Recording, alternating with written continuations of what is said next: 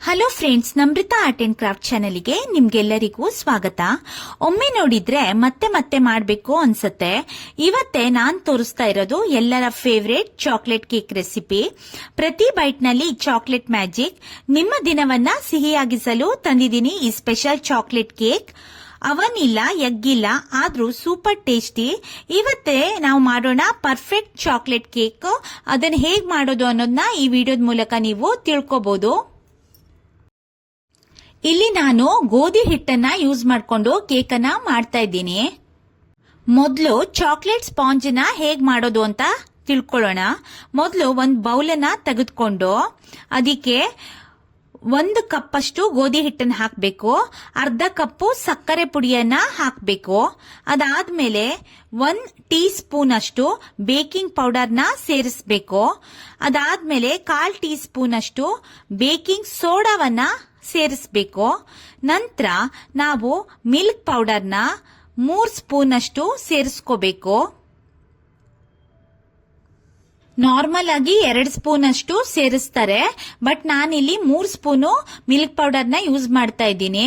ನೀವು ಗೋಧಿ ಹಿಟ್ಟಿಂದ ಮಾಡೋದೇನಾದ್ರೂ ಆಗಿದ್ರೆ ಕೇಕ್ ನ ನೀವು ಮಿಲ್ಕ್ ಪೌಡರ್ ಸೇರಿಸಿದ್ರೆ ಸ್ವಲ್ಪ ಸಾಫ್ಟ್ ಆಗಿ ಬರುತ್ತೆ. ಇಲ್ಲಿ ನಾನು ಹರ್ಷೀಸ್ ಕೋಕೋ ಪೌಡರ್ ನ ಯೂಸ್ ಮಾಡ್ತಾ ಇದ್ದೀನಿ. ಇಲ್ಲಿ ಹರ್ಷೀಸ್ ಕೋಕೋ ಪೌಡರ್ ನಾನು 2 ಸ್ಪೂನ್ ಅಷ್ಟು 2 ಟೇಬಲ್ ಸ್ಪೂನ್ ಅಷ್ಟು ಕೋಕೋ ಪೌಡರ್ ನ ಇಲ್ಲಿ ಹಾಕ್ತಾ ಇದ್ದೀನಿ. ಚಾಕ್ಲೇಟ್ ಕೇಕ್ ಮಾಡೋದ್ರಿಂದ ನೀವು ಒಳ್ಳೆ ಕಂಪನಿಯ ಚಾಕ್ಲೇಟ್ ಕೋಕೋ ಪೌಡರ್ ನ ಯೂಸ್ ಮಾಡಿದಷ್ಟು ಕೇಕು ತುಂಬಾನೇ ಚೆನ್ನಾಗಿ ಟೇಸ್ಟಿಯಾಗಿ ಬರುತ್ತೆ. ಅದಾದ್ಮೇಲೆ ನಾವು ಇಲ್ಲಿ 1/2 ಕಪ್ ಅಷ್ಟು ಕರ್ಡ್ ಅನ್ನ ಯೂಸ್ ಮಾಡ್ತಾ ಇದ್ದೀನಿ. ಹಾಗೆ 1/4 ಕಪ್ ಅಷ್ಟು ಬಟರ್ ನ ಇಲ್ಲಿ ಹಾಕ್ತಾ ಇದ್ದೀನಿ. ಬೇಕಂದ್ರೆ ನೀವು ಟೇಸ್ಟಿಗೆ 1 ಟೀ ಸ್ಪೂನ್ ಅಷ್ಟು ವೆನಿಲಾ ಎಸೆನ್ಸ್ ನ ಮಿಕ್ಸ್ ಮಾಡಬಹುದು. ನನ್ನ ಹತ್ರ ಎಸೆನ್ಸ್ ಇರ್ಲಿಲ್ಲ, ಹಾಗಾಗಿ ನಾನು ಇಲ್ಲಿ ಯೂಸ್ ಮಾಡ್ತಾ ಇಲ್ಲ. ಇದಿಷ್ಟು ಆದ್ಮೇಲೆ ನೀವು ಕೇಕ್ ಟಿನ್ನಿಗೆ ಬಟರ್ ಪೇಪರ್ ನ ಕೇಕ್ ಟಿನ್ ಯಾವ ಶೇಪ್ ಅಲ್ಲಿ ಇದೆ, ಹಾರ್ಟ್ ಶೇಪ್ ಅಲ್ಲಿ ಇದ್ರೆ ಹಾರ್ಟ್ ಶೇಪ್, ಸರ್ಕಲ್ ಶೇಪ್ ಅಲ್ಲಿ ಇದ್ರೆ ಸರ್ಕಲ್ ಶೇಪ್ ಅಲ್ಲಿ ಅದನ್ನ ಕಟ್ ಮಾಡಿ ನೀಟಾಗಿ ಅದ್ರೊಳಗಡೆ ಫಿಕ್ಸ್ ಮಾಡ್ಕೊಳ್ಳಿ. ನಾನ್ ತಗೊಂಡಿರೋ ಕೇಕ್ ಟಿನ್ನು ಸರ್ಕಲ್ ಶೇಪ್ ಅಲ್ಲಿ ಇದೆ, ಹಾಗೆ ಹೇಳಿ ನಾನು ಬಟರ್ ಪೇಪರ್ ನ ಸರ್ಕಲ್ ಶೇಪ್ ಅಲ್ಲಿ ಕಟ್ ಮಾಡಿ ಹಾಕಿದ್ದೀನಿ. ಅದಾದ್ಮೇಲೆ ಎಲ್ಲ ಡ್ರೈ ಇಂಗ್ರೀಡಿಯೆಂಟ್ಸ್ ನ ಚೆನ್ನಾಗಿ ಸ್ಮೂತ್ ಆಗಿ ಅದನ್ನ ಬ್ಯಾಟರ್ ಅನ್ನ ತಯಾರು ಮಾಡ್ಕೊಳ್ಳಿ. ಇದನ್ನ ಡ್ರೈ ಇಂಗ್ರೀಡಿಯೆಂಟ್ಸ್ ನ ಕಟ್ ಅಂಡ್ ಫೋಲ್ಡ್ ಮೆಥಡ್ ನಲ್ಲಿ ಮಿಕ್ಸ್ ಮಾಡಬೇಕು, ಜಾಸ್ತಿ ಮಿಕ್ಸ್ ಅನ್ನ ಮಾಡಬಾರ್ದು. ಈ ತಯಾರಾದ ಬ್ಯಾಟರ್ ನ ಗ್ರೀಸ್ ಮಾಡಿದ ಕೇಕ್ ಟಿನ್ಗೆ ಹಾಕೋಬೇಕು. ನೀವೇನಾದ್ರೂ ಅವನ್ನ ಯೂಸ್ ಮಾಡ್ತಾ ಇದ್ರೆ 180 ಡಿಗ್ರಿ ಸೆಲ್ಸಿಯಸ್ ನಲ್ಲಿ 30 ರಿಂದ 35 ನಿಮಿಷ ಅವನ್ ನಲ್ಲಿ ಬೇಯಿಸಬೇಕು. ನಾನಿಲ್ಲಿ ಅವನ್ ಅಥವಾ ಕುಕ್ಕರ್ ನ ಯೂಸ್ ಮಾಡ್ತಿಲ್ಲ, ಡೈರೆಕ್ಟ್ ಆಗಿ ದೋಸೆ ತವಾ ಇರತ್ತಲ್ಲ ಅದ್ರ ಮೇಲ್ಗಡೆ ಒಂದು ಸ್ಟ್ಯಾಂಡ್ ಅನ್ನ ಇಡ್ತಾ ಇದ್ದೀನಿ. ಅದ್ರ ಮೇಲ್ಗಡೆ ನೀವು ಮಿಕ್ಸ್ ಎಲ್ಲ ಇಂಗ್ರೀಡಿಯೆಂಟ್ಸ್ ನ ಹಾಕಿರೋ ಪಾತ್ರೆಯನ್ನ ಅದ್ರ ಮೇಲೆ ಇಟ್ಟು ಅದ್ರ ಮೇಲ್ಗಡೆ ಒಂದು ಸ್ಟೀಲ್ ಪಾತ್ರೆಯನ್ನ ಮುಚ್ತಾ ಇದ್ದೀನಿ. ಇದು ಅವನ್ ತರ ವರ್ಕ್ ಆಗತ್ತೆ. ಇದನ್ನ ನಾನು 40 ರಿಂದ 45 ನಿಮಿಷ ಬೇಕ್ ಮಾಡಿದ್ದೀನಿ.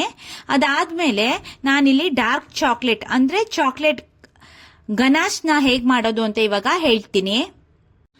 ಚಾಕ್ಲೇಟ್ ಅನ್ನ ಸಣ್ಣ ತುಂಡುಗಳಾಗಿ ಕತ್ತರಿಸಬೇಕು. ಕ್ರೀಮ್ ಅದಕ್ಕೆ ಸ್ವಲ್ಪ ಹಾಕಬೇಕು. ಇಲ್ಲಿ ನಾನು ಅಮೂಲ್ ವಿಪಿಂಗ್ ಕ್ರೀಮ್ ನ ಯೂಸ್ ಮಾಡ್ತಾ ಇದ್ದೀನಿ. ಇದೆರಡನ್ನು ಮಿಕ್ಸ್ ಮಾಡಿದ ನಂತರ ನಾನಿಲ್ಲಿ ಡಬಲ್ ಬಾಯ್ಲರ್ ಮೆಥಡ್ ನ ಯೂಸ್ ಮಾಡ್ತಾ ಇದ್ದೀನಿ. ಅಂದ್ರೆ ಈ ಗ್ಲಾಸಿನ ಪಾತ್ರೆಯಲ್ಲಿ ಏನ್ ಮಿಕ್ಸ್ ಮಾಡಿದೀವಲ್ಲ ಅದ್ರ ಕೆಳಗಡೆ ನೀರ್ ತುಂಬಿಸಿ ಒಂದ್ ಪಾತ್ರೆನ ಬಿಸಿಗಿಡ್ಬೇಕು. ಅದ್ರ ಮೇಲ್ಗಡೆ ಈ ಗ್ಲಾಸ್ ಪಾತ್ರೆನ ಇಟ್ಟು ಡಬಲ್ ಬಾಯ್ಲರ್ ಮೆಥಡ್ ಅಲ್ಲಿ ಇದೆರಡನ್ನು ಮಿಕ್ಸ್ ಮಾಡ್ತಾ ಹೋಗ್ಬೇಕು. ನಮ್ಗೆ ಗನಾಶು ಸಿಗತ್ತೆ, ಚಾಕ್ಲೇಟ್ ಗನಾಶು ಅವಾಗ ರೆಡಿ ಆಗತ್ತೆ. ಈ ಗನಾಶ್ ಅಂದ್ರೆ ಚಾಕ್ಲೇಟ್ ಮತ್ತು ಕ್ರೀಮ್ ನ ಬಳಸಿ ಮಾಡುವಂತ ಒಂದು ಮೃದುವಾದ ಮಿಶ್ರಣ. ಇದನ್ನ ಸಾಮಾನ್ಯವಾಗಿ cake, pastry, chocolate truffle, icing ಇತ್ಯಾದಿಗಳಿಗೆ ಬಳಸ್ತಾರೆ. ಇವಾಗ ಇನ್ನೊಂದು ಸ್ಟೆಪ್ ಫ್ರಾಸ್ಟಿಂಗ್ ನ ಮಾಡೋಣ. ಫಸ್ಟ್ ಫ್ರಾಸ್ಟಿಂಗ್ ಅಂತ ಹೇಳಿದ್ರೆ ಏನು ಅಂತ ಹೇಳ್ತೀನಿ. ಅಂದ್ರೆ ಕೇಕ್ ಅಥವಾ ಕಪ್ ಕೇಕ್ ಮೇಲೆ ಹಚ್ಚುವ ಒಂದು ಮೃದುವಾದ ಕ್ರೀಮ್ ಲೇಯರ್ ನ ನಾವು ಫ್ರಾಸ್ಟಿಂಗ್ ಅಂತ ಹೇಳಿ ಕರಿತೀವಿ. ಇಲ್ಲಿ ತುಂಬಾ ತರ ಫ್ರಾಸ್ಟಿಂಗ್ ಮೆಥಡ್ ಗಳಿದೆ. Butter cream frosting, cream cheese frosting ಮತ್ತೆ ವಿಪ್ಡ್ ಕ್ರೀಮ್ ಫ್ರಾಸ್ಟಿಂಗ್. ಇಲ್ಲಿ ನಾನು ಯೂಸ್ ಮಾಡ್ತಾ ಇರೋದು ವಿಪ್ಡ್ ಕ್ರೀಮ್ ಫ್ರಾಸ್ಟಿಂಗ್ ನ. ಹೆಚ್ಚಾಗಿ ಚಾಕ್ಲೇಟ್ ಫ್ರಾಸ್ಟಿಂಗ್ ನ ಕೆಲವೊಬ್ರು ಮಾಡ್ತಾರೆ. ಇಲ್ಲಿ ನಾನು ಮೊದಲಿಗೆ 1 ಕಪ್ ಅಷ್ಟು ನಾನು ವಿಪ್ಡ್ ಕ್ರೀಮ್ ನ ತಗೊಂಡು ಅದಕ್ಕೆ 2 ಸ್ಪೂನ್ ಅಷ್ಟು ಕೋಕೋ ಪೌಡರ್ ನ ಮಿಕ್ಸ್ ಮಾಡಿದೆ. ಅದಾದ್ಮೇಲೆ ನಾವು ಆಲ್ರೆಡಿ ಮಾಡ್ಕೊಂಡಿರುವಂತಹ ಚಾಕ್ಲೇಟ್ ಗನಾಶ್ ನ ಸ್ವಲ್ಪ ಮಿಕ್ಸ್ ಮಾಡಿ ಚೆನ್ನಾಗಿ ಬೀಟ್ ಮಾಡಬೇಕು. ನೀವು ಎಷ್ಟು ಚೆನ್ನಾಗಿ ಬೀಟ್ ಮಾಡ್ತಿರೋ ಕ್ರೀಮು ಅಷ್ಟು ಚೆನ್ನಾಗಿ ಆಗತ್ತೆ. ಈ ಕ್ರೀಮ್ ಮಾಡುವಾಗ ಸ್ವಲ್ಪ ಕೆಳಗಡೆ ಐಸ್ ಇಟ್ಟಿರೋ ಪಾತ್ರೆ ಮೇಲೆ ಇಟ್ಕೊಂಡ್ ಮಾಡಿದ್ರೆ ನಿಮ್ಗೆ ಬೇಗ ಕ್ರೀಮ್ ನ ಮಾಡಬಹುದು. ಇದು ಒಂಥರ ಟಿಪ್ಸ್ ತರ. ನೀವು ಐಸ್ ನ ಕೆಳಗಡೆ ಇಟ್ಕೊಂಡ್ ಮಾಡೋದ್ರಿಂದ ಕ್ರೀಮು ಚೆನ್ನಾಗಿ ಮತ್ತೆ ಬೇಗ ಆಗತ್ತೆ. ನೀವೇನಾದ್ರೂ ಈ ಕ್ರೀಮ್ ಆದ ನಂತರ ನೀವು ಮುಟ್ ನೋಡಿದ್ರೆ ನಿಮಗೆ ಗೊತ್ತಾಗತ್ತೆ. ಅದಾದ್ಮೇಲೆ ಈ ಬೌಲನ್ನ ನೀವೇನಾದ್ರೂ ಕೆಳಗ್ ಮಾಡಿದಾಗ ಈ ಕ್ರೀಮು ಕೆಳಗೆ ಬೀಳಬಾರ್ದು.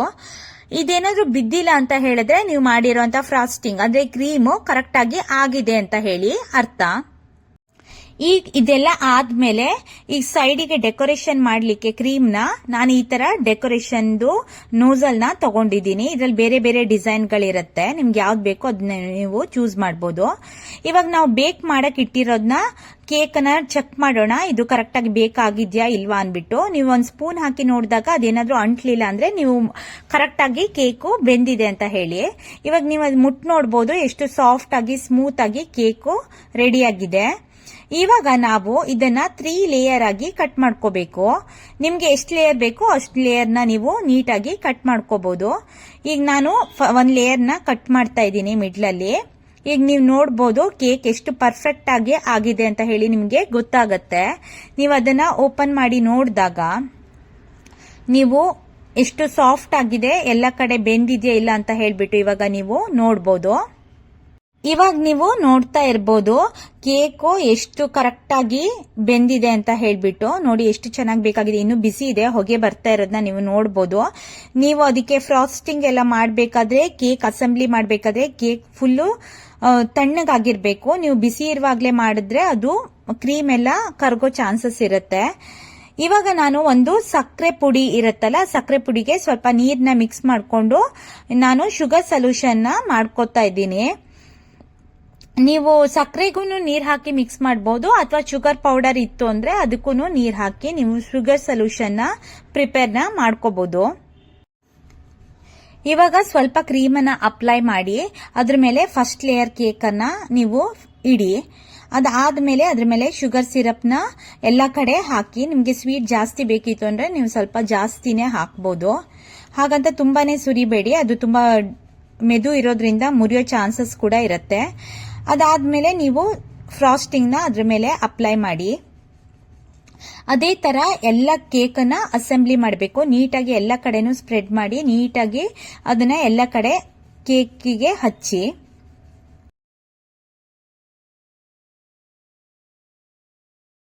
ಇದೇ ತರ ನೀವು ಎಷ್ಟು ಲೇಯರ್ ಗಳಾಗಿ ಕೇಕ್ ಅನ್ನ ಕಟ್ ಮಾಡ್ಕೊಂಡಿರ್ತೀರೋ ಪ್ರತಿಯೊಂದು ಲೇಯರಿಗೂ ಶುಗರ್ ಸಿರಪ್ ನ ಹಾಕಿ.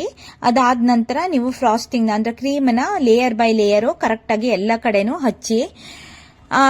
ಕೇಕ್ ಮಾಡೋ ಟೂಲ್ಸ್ ಗಳೆಲ್ಲನೂ ಅಮೆಝಾನ್ ನಲ್ಲಿ ನಿಮಗೆ ಸಿಗತ್ತೆ. ನಿಮ್ಗೆ ಯಾವ್ಯಾವ್ದು ಬೇಕೋ ನೀವು ಅಥವಾ ಕೇಕ್ ಶಾಪ್ ಗಳಲ್ಲೂ ನೀವು ಅದನ್ನ ಪರ್ಚೇಸ್ ಮಾಡ್ಕೋಬಹುದು. ನಂತರ ಕ್ರೀಮ್ ನ ಮಾತ್ರ ನೀಟಾಗಿ ಎಲ್ಲ ಕಡೆನೂ ಸ್ಪ್ರೆಡ್ ಮಾಡಿ ಅದನ್ನ ನೀಟಾಗಿ ಹಚ್ಚಿ.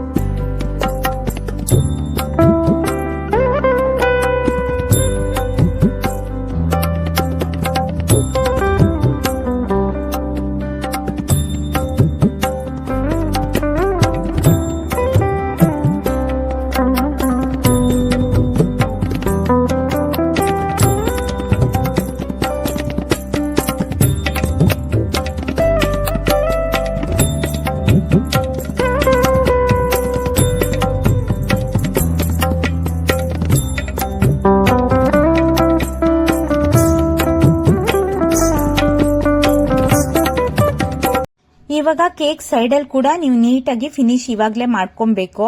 ಕಡೆಗೆ ಮತ್ತೆ ಅದನ್ನ ಫಿನಿಶ್ ಮಾಡಕ್ ಹೋದ್ರೆ ಕರೆಕ್ಟ್ ಆಗಿ ಅದು ಕುತ್ಕೊಳ್ಳೋದಿಲ್ಲ. ಅದಕ್ಕೋಸ್ಕರ ನೀಟಾಗಿ ಎಲ್ಲ ಕಡೆ ಕ್ರೀಮ್ ನ ಸ್ಪ್ರೆಡ್ ಮಾಡಿ ನೀಟಾಗಿ ಎಲ್ಲ ಕಡೆ ಫಿನಿಶ್ ನ ಮಾಡ್ಕೊಳ್ಳಿ. ಎಲ್ಲ ಕೇಕ್ದು ಟೂಲ್ಸ್ ಗಳು ನಿಮ್ಗೆ ಅಮೆಝಾನ್ ಅಲ್ಲಿ ಸಿಗೋದ್ರಿಂದ ನಿಮ್ಗೆ ಯಾವ ಶೇಪ್ ಬೇಕೋ ಯಾವ ಡಿಸೈನ್ ಬೇಕೋ ಸೈಡ್ ಅಲ್ಲಿ ನೀವು ಮಾಡ್ಕೋಬಹುದು.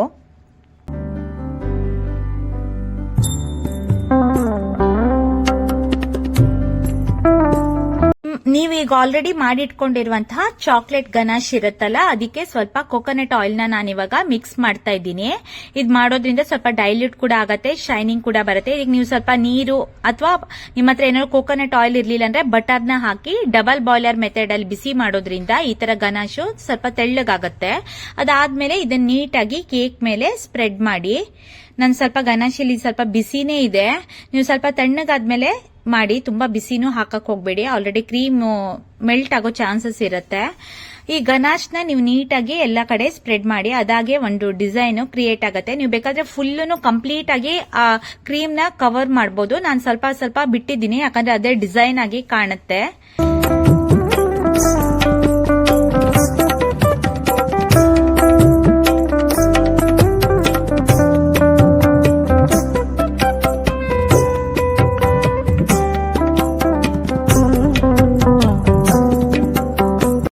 ಇದೆಲ್ಲ ಅಮೆಝಾನ್ ಅಲ್ಲಿ ನಿಮಗೆ ಸಿಗತ್ತೆ. ನೋಸಲ್ಸ್ ಗಳೆಲ್ಲ ನಿಮ್ಗೆ ಯಾವ್ದು ಬೇಕು ಡಿಸೈನ್ ನೋಸಲ್ ನ ನೀವು ತಗೊಳ್ಳಿ. ಮೊದ್ಲಿಗೆ ಒಂದು ಲೋಟ ತಗೊಂಡು ನೀವು ಏನ್ ಮಾಡ್ತಿರಲ್ಲ ಪೈಪಿಂಗು, ಅದನ್ನ ಲೋಟಕ್ಕೆ ಹಿಂಗ್ ಹಾಕಿದ್ರೆ ನಿಮ್ಗೆ ನೀಟಾಗಿ ಈ ಮೆಹಂದಿ ಕೋನ್ಗಳಲ್ಲಿ ನೀವು ಹೇಗೆ ಮೆಹಂದಿನ ಫಿಲ್ ಮಾಡ್ತಿರಲ್ಲ ಅದೇ ತರ ಈ ಕ್ರೀಮ್ ಅನ್ನ ಆ ಲೋಟದಲ್ಲಿ ಹಾಕಿ ನೀಟಾಗಿ ಫುಲ್ ನಿಮ್ಗೆ ಎಷ್ಟು ಬೇಕೋ ಅಷ್ಟು ಕ್ವಾಂಟಿಟಿನ ಅದ್ರೊಳಗೆ ಹಾಕಿ ನೀವು ಈ ಮೆಹಂದಿ ಕೋನ್ನ ಹೇಗೆ ನೀವು ಫಿಕ್ಸ್ ಮಾಡ್ಕೋತಿರಲ್ಲ ಅದೇ ತರ ಈ ಕ್ರೀಮ್ ಅನ್ನ ಈ ಪೈಪಿಂಗ್ ನಲ್ಲಿ ನೀವು ಫಿಕ್ಸ್ ಮಾಡ್ಕೊಬೇಕು.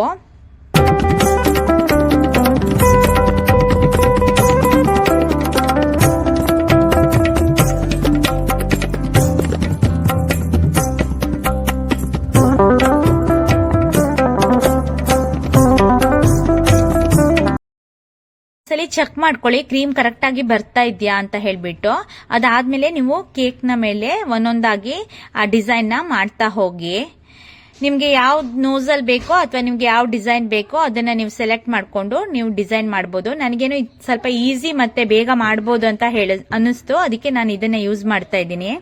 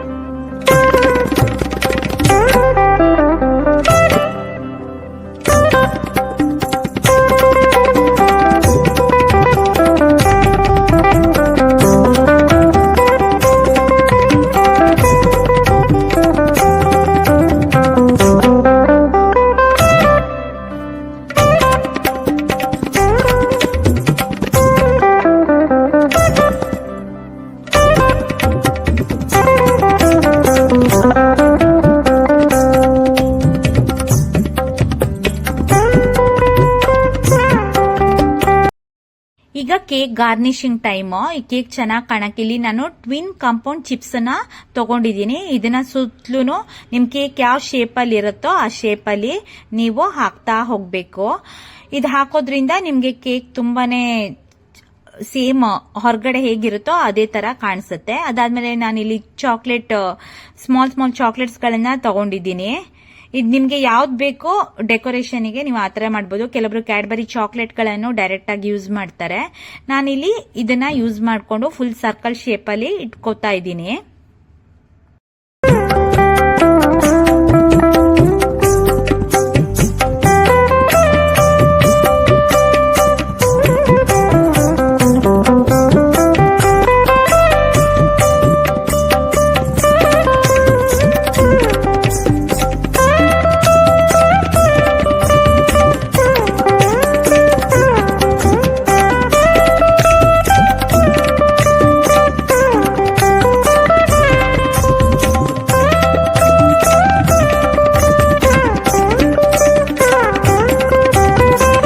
ಇವಾಗ ಕೇಕ್ ಇನ್ನು ತುಂಬಾ ಚೆನ್ನಾಗಿ ಕಾಣಿಸ್ಬೇಕು ಅಂತ ಹೇಳ್ಬಿಟ್ಟು ನನ್ನ ಹತ್ರ ಇದ್ದಿದ್ದು ಫೆರರ್ ರೋಚರ್ ಚಾಕ್ಲೇಟ್ಸ್. ಹಾಗೆ ಹೇಳ್ಬಿಟ್ಟು ಇದನ್ನ ನಾನು ಒಂದು 4 ಚಾಕ್ಲೇಟ್ಸ್ ಅನ್ನ ಒಂದ್ರ ಪಕ್ಕ ಒಂದು ಅದೇ ತರ ಸೆಂಟರ್ ಅಲ್ಲಿ ಅರೇಂಜ್ ಮಾಡ್ಕೊಂಡಿರ್ತಾ ಇದ್ದೀನಿ. ನಿಮ್ಮ ಹತ್ರ ಯಾವ ಚಾಕ್ಲೇಟ್ಸ್ ಇರುತ್ತೆ ಅಥವಾ ನಿಮ್ಮ ಹತ್ರ ಯಾವ ನಟ್ಸ್ಗಳಿರುತ್ತೆ, ನಿಮಗೆ ಹೇಗೆ ಬೇಕೋ ಹಾಗೆ ನೀವು ಡೆಕೋರೇಷನ್ನ ಮಾಡ್ಕೋಬಹುದು. ನನಗೆ ಸ್ವಲ್ಪ ಲುಕ್ಕಾಗಿ ಕಾಣಲಿ ಅಂತ ಹೇಳೋದ್ರಿಂದ ನಾನು ಈ ಚಾಕ್ಲೇಟ್ನ ಯೂಸ್ ಮಾಡಿದ್ದೀನಿ. ಇದು 3rd ಬರ್ತ್ಡೇ ಆಗಿರೋದ್ರಿಂದ ನಾನಿಲ್ಲಿ 3 ಅಂತ ಹೇಳಿ ಕ್ಯಾಂಡಲ್ಗಳು ನಿಮಗೆಲ್ಲ ಕಡೆ ಸಿಗತ್ತೆ. ಇದು 25 ರುಪೀಸ್ ಏನೋ, ಅದು ನಂಬರ್ ಕ್ಯಾಂಡಲ್ ಕೊಡಿ ಅಂತ ಹೇಳಿದ್ರೆ ಕೊಡ್ತಾರೆ. ಇದಕ್ಕೆ 25 ರುಪೀಸ್ ಏನೋ ತಗೊಂಡ್ರು. ನಂದು 3rd ಬರ್ತ್ಡೇ ಕೇಕ್ ಆಗಿದ್ರಿಂದ ನಾನು ಇದು 3rd ಬರ್ತ್ಡೇಗೆ ನಾನು 3 ಅನ್ನೋ ಕ್ಯಾಂಡಲ್ನ ಇಟ್ಟೆ. ಇವಾಗ ಹೇಳಿ ಹೇಗೆ ಕಾಣಿಸ್ತಿದೆ? ನೀವು ಅಂಗಡಿಲಿ ತಂದಿರೋಕ್ಕಿಂತ ತುಂಬಾ ಚೆನ್ನಾಗಿ ನೀವು ಮನೇಲೆ ಮಾಡ್ಕೋಬಹುದು. ನನಗೆ ಯಾವುದೇ ತರ ಟ್ರೈನಿಂಗ್ ಇಲ್ಲ, ನನಗೆ ಸ್ವಲ್ಪ ಕುಕಿಂಗ್ ಅಲ್ಲಿ ಇಂಟ್ರೆಸ್ಟ್ ಇರೋದ್ರಿಂದ ನನಗೆ ಗೊತ್ತಿರುವಷ್ಟು ಬೇಸಿಕ್ ಕೇಕ್ ಹೇಗೆ ಗೊತ್ತಿತ್ತೋ ಅದನ್ನ ಉಪಯೋಗಿಸ್ಕೊಂಡು ನಾನು ಈ ಕೇಕ್ ಅನ್ನ ಮಾಡಿದ್ದೀನಿ. ನಿಮ್ಗೆ ಏನಾದ್ರೂ ಇಷ್ಟ ಆದ್ರೆ ಪ್ಲೀಸ್ ಲೈಕ್ ಮಾಡಿ, ಶೇರ್ ಮಾಡಿ, ಸಬ್ಸ್ಕ್ರೈಬ್ ಮಾಡಿ. ಹಾಗೆ ನಿಮ್ಮ ಮನೇಲಿ ಏನಾದ್ರೂ ಮಕ್ಕಳಿದ್ರೆ ನೀವೇ ಕೇಕ್ನ ತುಂಬಾ ಚೆನ್ನಾಗಿ ಹೆಲ್ತಿಯಾಗಿ ಕೂಡ ಮಾಡಬಹುದು. Thank you.